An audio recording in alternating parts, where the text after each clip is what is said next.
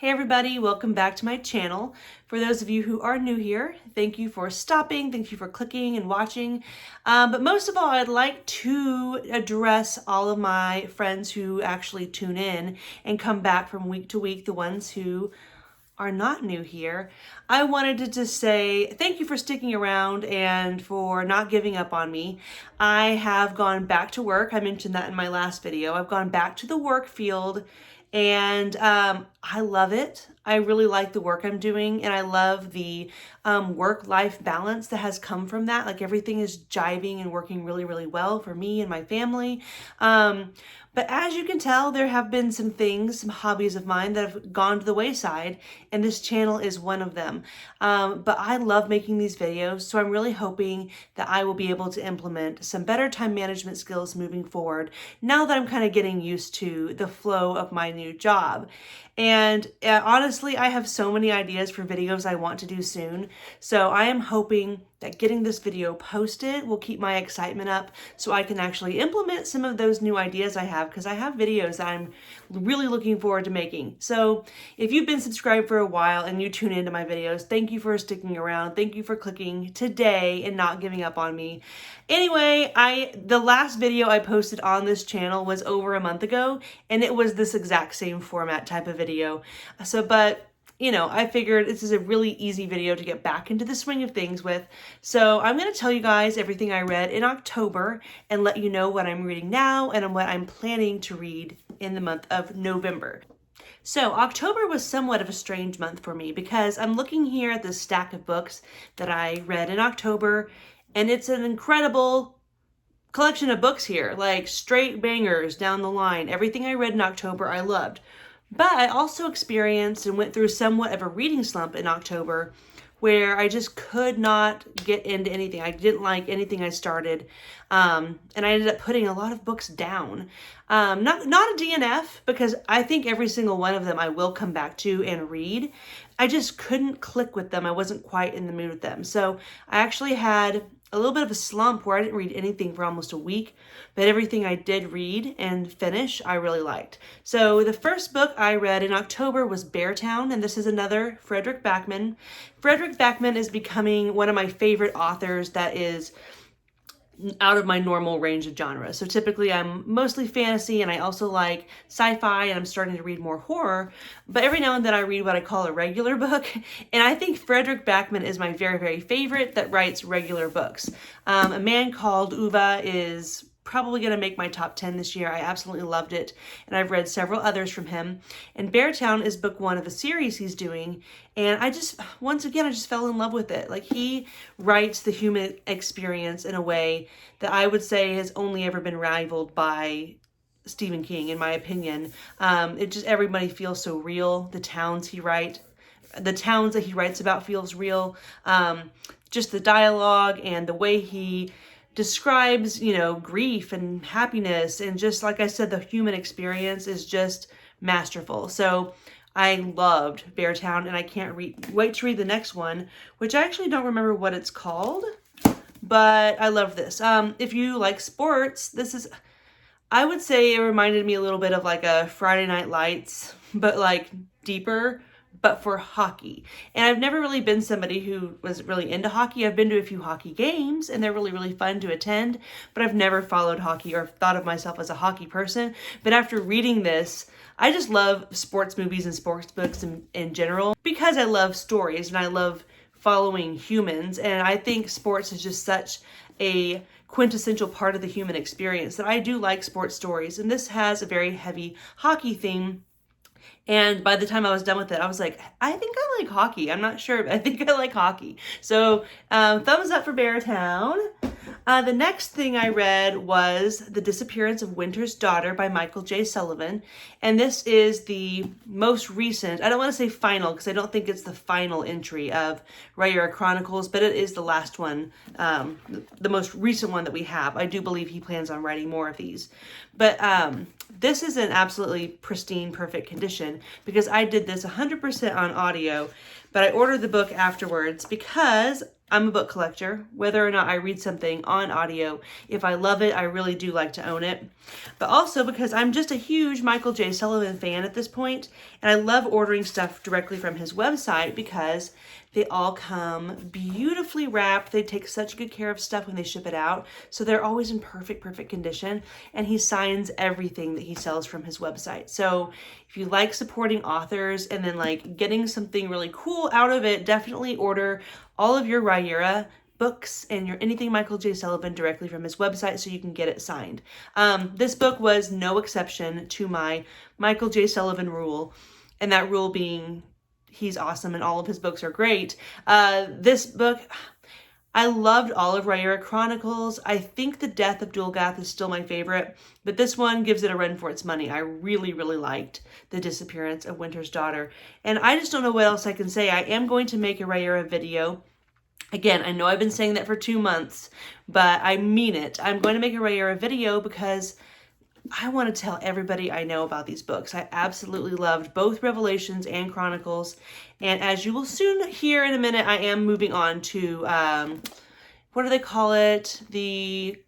Something of the Legends of the First Empire. That is the prequel series to this prequel series. So more about that in a minute, but I love that book. And I'm just overall very happy with the Rhaenyra Chronicles and the Rhaenyra Revelations.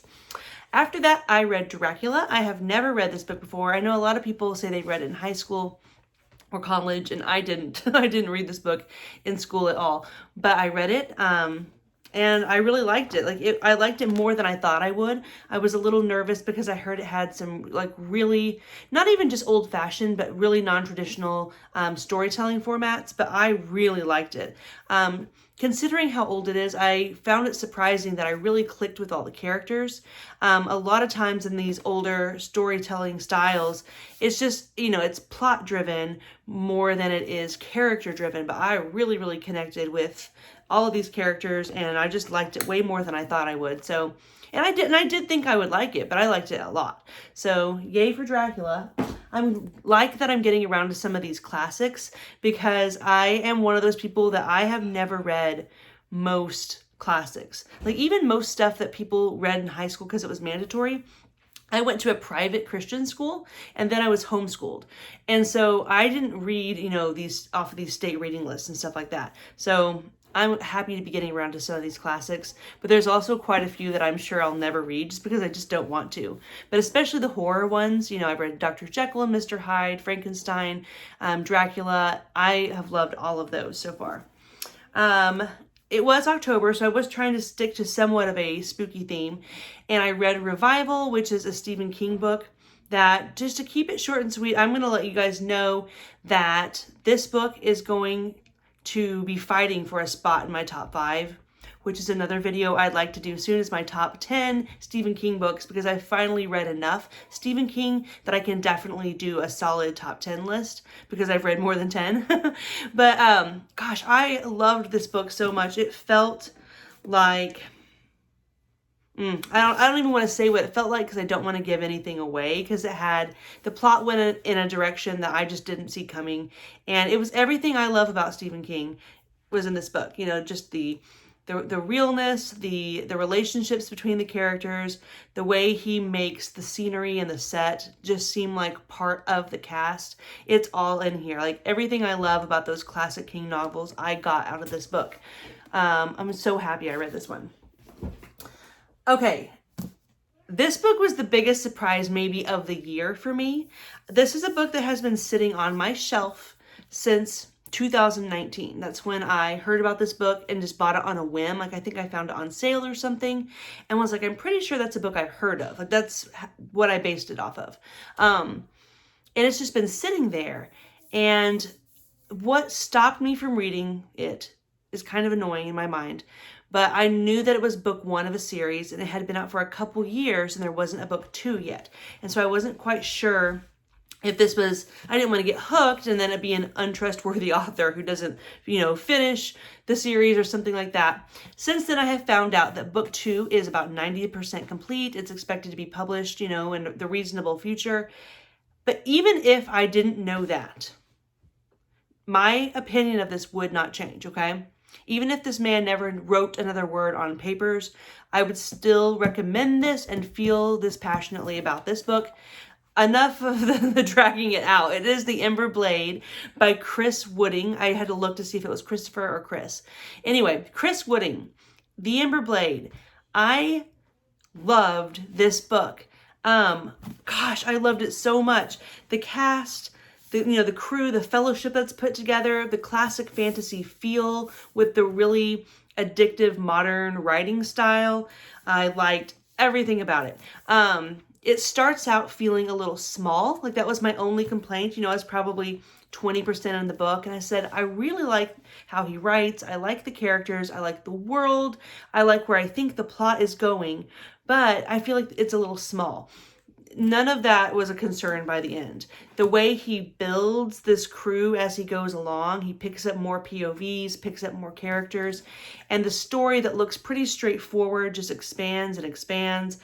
I loved everything about this. Like I said, I even got to the very end, and I was telling my friend Brent, who's reading it with me, I said, even if the ending falls off of a cliff, and it's the worst ending I've ever read, I will still rate this 5 stars. Like, I enjoyed reading it that much. And the way it ends, like I said, it is a book 1, and you can expect more books in the series. Like, since then, I've kind of checked up on the author and, what's his deal? Why hasn't he written book 2? All of those concerns are no longer there because I found out that he is writing and that book is coming, and he's been doing other productive and creative things in the meantime.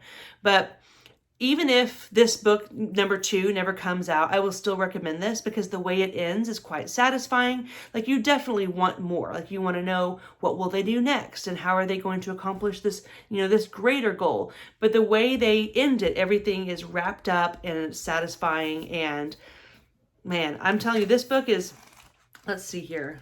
It's just over 820 pages. And I read it in 4 days because I just couldn't stop. And it reads, it's the very epitome of just one more chapter, nice short chapters that are bite-sized and just keep you coming back for more. So I might do a video for this, a whole video just for this book, but this book is fighting for the number 1 spot of my book of the year, and it'll definitely be in the top 10. So spoiler alert for that video when it comes, but I loved The Ember Blade. Next up, and the last book I finished, so I mentioned that I went through a bit of a reading funk, and I think The Ember Blade caused that, because after it was over, I was just like reveling in how much I liked it, and nothing was quite scratching the itch like that book did. So it's always kind of difficult to just read something new after you have finished a book that's like gonna be an all-time favorite, maybe? I don't know about that yet. I'm not sure I'm willing to call it an all-time favorite, but like a book that you were just totally engrossed in and you just loved. Anything else just seems like, I don't know, I just kind of miss that crew and I just wish there was more. So for about a week after that, I could not get more than, 60 pages into anything. I tried and quit several books, and every single one that I did that to, it's books that I really do think I will like.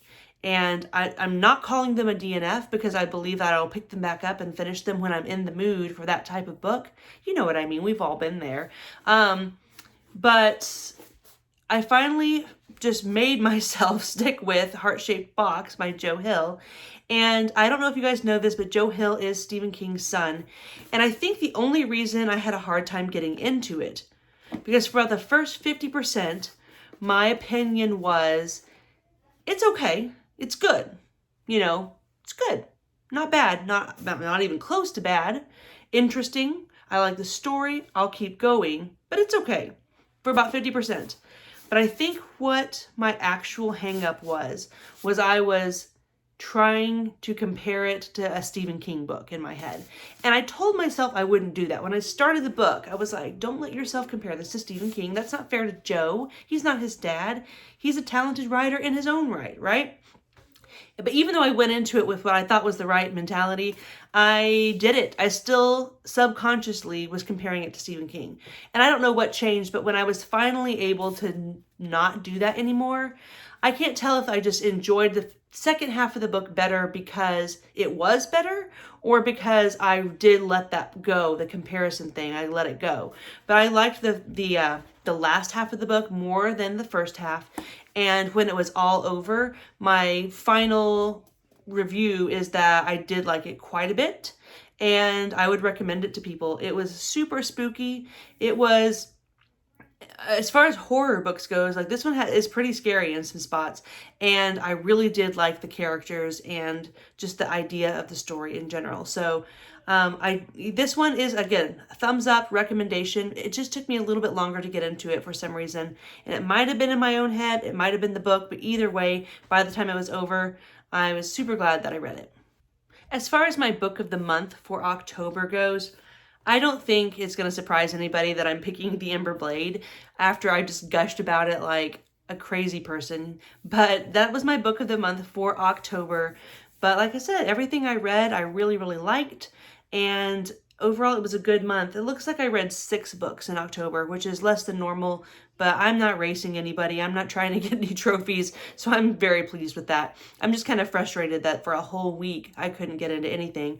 But it happens to everybody from time to time, those reading funks. So we are, I believe, 9 days into October.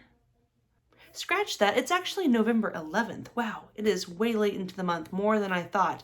So anyway, normally at this point in the video, we transition from what I read the previous month to what I plan to read in the current or following month, but I usually make this video on the last day of the month or the first day of the month.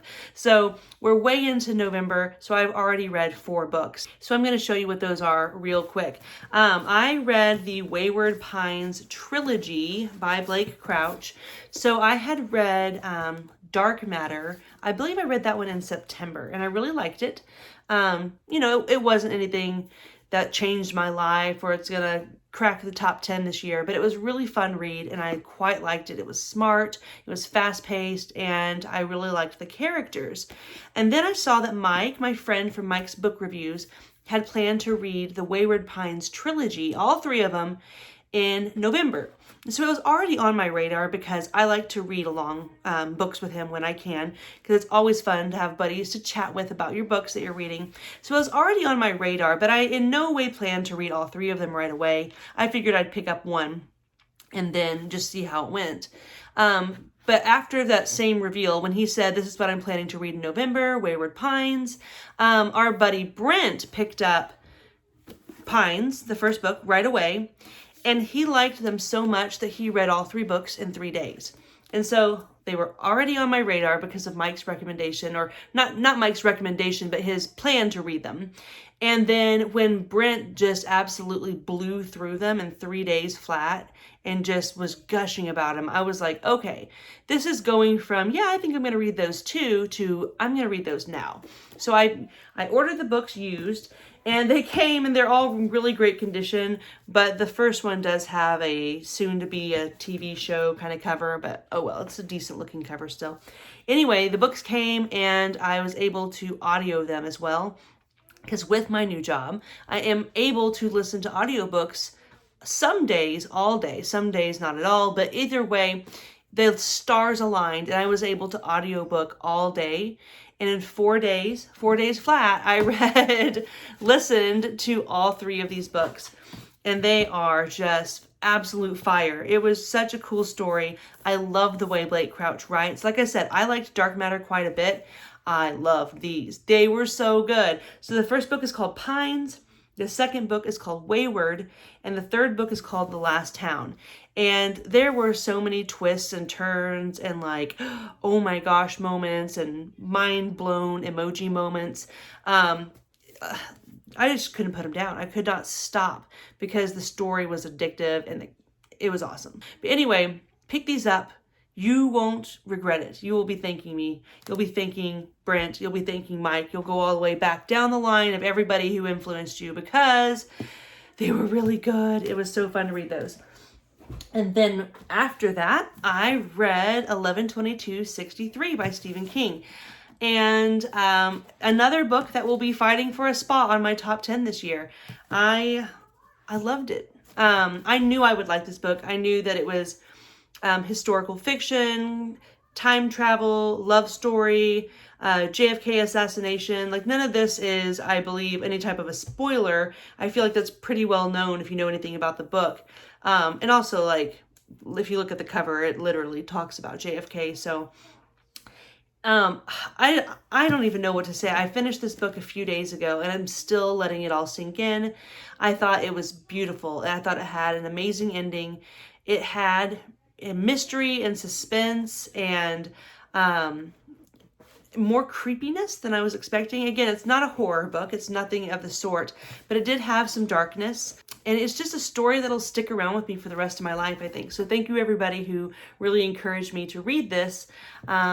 I'm very, very happy that I got this one finished this year because I think it'll go down as an all-time favorite for me. I really, really loved it. Okay, so I have read 4 books already this month, but I have big plans for the rest of the month as well. So if you noticed, I did not finish Bone Hunters in October. I read those 6 books. I loved them all, but I just could never get into my Malazan book. And with the read-along schedule, I do technically have 2 months per book. And so I am absolutely determined to finish Bone Hunters before November is up so I can stay caught up with the read-along, because I am so stubborn and I am not going to quit on this read-along. So I'm only this far into Bone Hunters, and honestly I think I'm going to start from the beginning to refresh because I can't tell you anything about these first little bits. So I really need to buckle down and start this. So I'm currently doing this on audio, which I'll get to this in just a moment, but I'm going to dedicate my eyes only reading time to Malazan for the rest of the month because I'm not quitting the read along and I absolutely want to get this finished. And what I'm reading right now, or listening to rather, on audio is Age of Myth, which is book 1 of the Legends of the First Empire, another Michael J. Sullivan series. And I was a little, again, I don't know why, but I was a little, worried that I wouldn't like it because it's a prequel series, but it's 3,000 years before those other series. And I was worried that there would be some kind of disconnect and I wouldn't like it, but I don't know what I was worried about. Michael J. Sullivan is so stinking consistent. This book has been awesome so far. I'm about 45% in and I love it.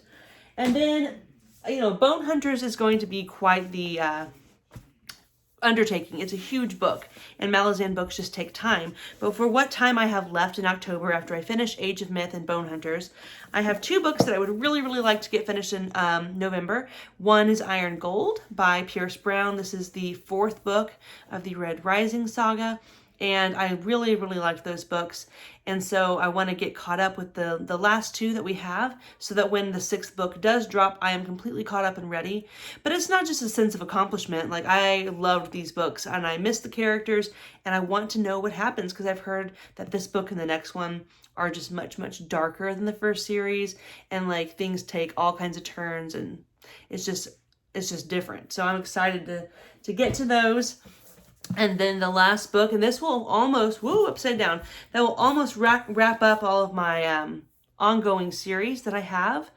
Other than Poppy War and Powder Mage, which I'm not sure if I'm prioritizing those. I'm not going to quit them forever because I don't like to do that. And I didn't dislike either of those books enough to just walk away forever. But I do have those that are ongoing that technically I need to finish up.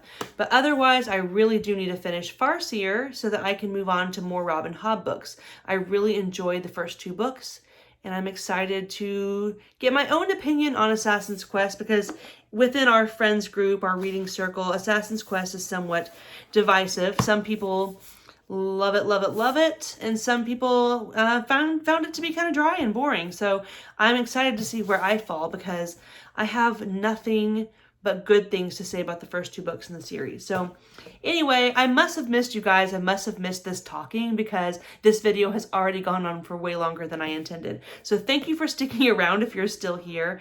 Please, as always, let me know what was your favorite thing you read in October. What are you most excited for in November? And as always, thanks so much for watching. Have a great day.